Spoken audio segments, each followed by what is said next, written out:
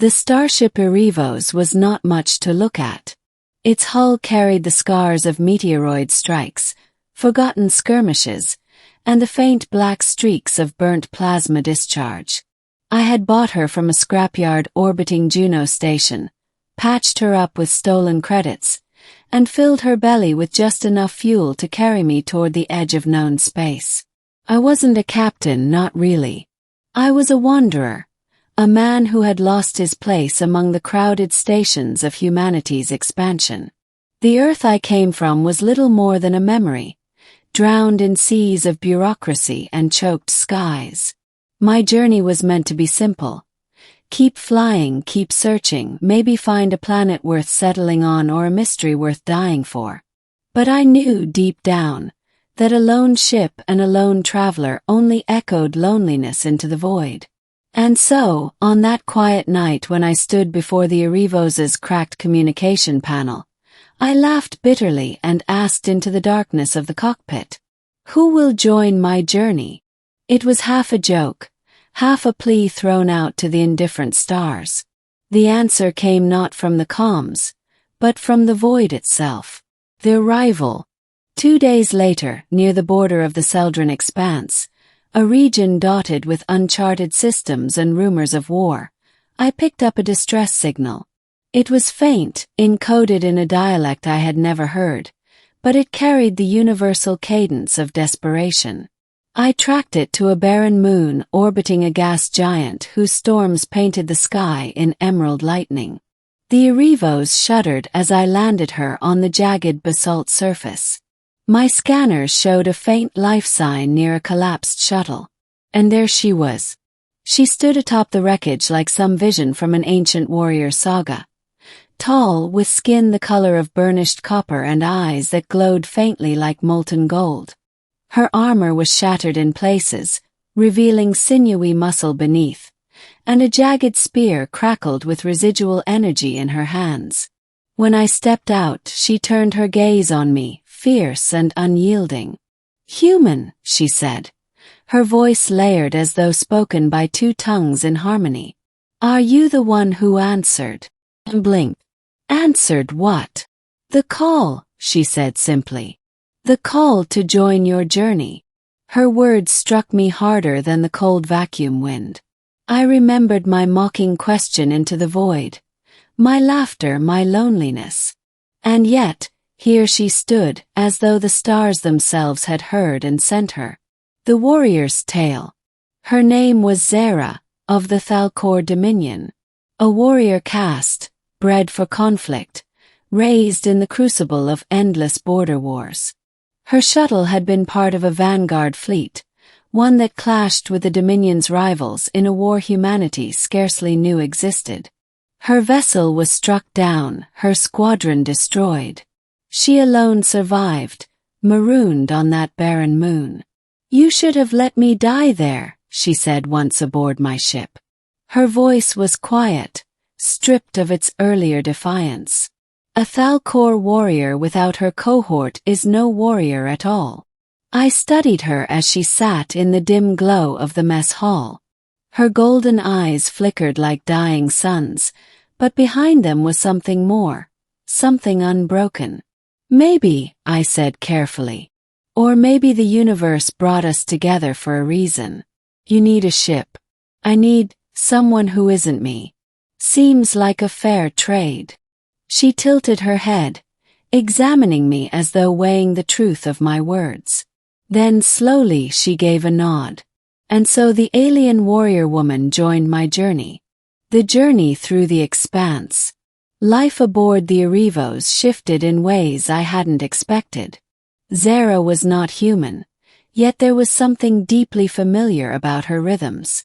She rose early, sharpened her spear, even though plasma rifles were far more effective, and trained in the cargo bay until sweat gleamed across her copper-toned skin.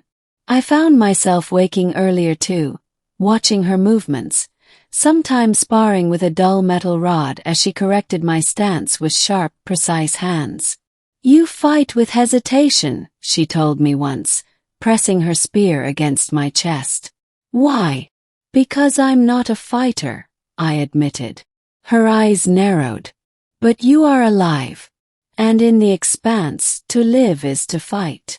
Her words proved true sooner than I expected. Pirates among the stars.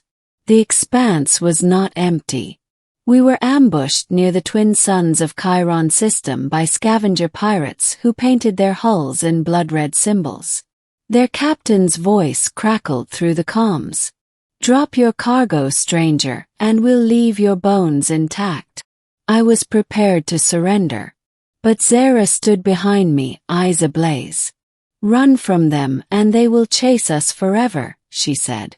Fight, and we show them you are not prey. Her conviction was aflame, and for reasons I couldn't name, I chose to trust it. The battle was chaos. I piloted the Arivos through asteroid debris while Zara manned the weapons console. Her hands flew across alien controls as though she had always belonged there, unleashing volleys of plasma fire that tore through the scavenger hulls. When one ship boarded us, Zara met them head-on in the corridors. I saw her truly fight for the first time. Her spear hummed with radiant energy, cutting arcs through the dim light. She moved like a storm-given flesh, every strike precise, every roar echoing in my bones. By the time the pirates fled, limping into the void, I was left staring at her not as a stranger, but as something more, something like destiny. The question of trust. Weeks passed. The expanse grew stranger. We encountered derelict stations haunted by silence, planets where the air shimmered with hallucinogenic spores, and fleets of war drones left to drift like mechanical corpses. Through it all, Zara remained my anchor. She taught me her language in fragments, told me stories of the Thalcor, of battles fought in the shadow of dying stars, of honor, of loss. Yet, beneath her strength, I glimpsed her grief. She had lost not only comrades but her entire sense of belonging. One night, as the ship glided through the glittering trails of a comet, I asked her, "If you could return to your people, would you?" She was silent for a long time. Then softly, "I do not know. Once my purpose was clear. Now, perhaps my path lies elsewhere." I wanted to tell her that her path was here with me. But the words caught in my throat, unspoken. The Dark Star.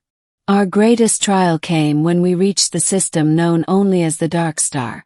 Legends whispered of a collapsed sun surrounded by ancient machines, guardians of a secret older than the Dominion, older than humanity itself. We should have turned back. But something called to both of us. The Guardians awoke as soon as we entered the system. Towering constructs of metal and void. Their voices thundered through the ship in languages I half understood. Intruders. Trespassers. Begun. We fought, but this was no pirate skirmish. The Guardians wielded weapons that bent reality, beams of darkness that tore through shields like paper. The Arivos screamed as its hull fractured. I struggled at the helm, but it was Zara who saved us. She took the spear she always carried, placed it into the ship's core as though it were a key, and chanted words in her dual-tone voice. Energy surged, the ship roaring with borrowed power. Together we struck back, not as captain and passenger, but as something greater. The Arivos became an extension of her will, and of mine. We carved a path through the Guardians, limping but alive, until we escaped the gravity of the Dark Star.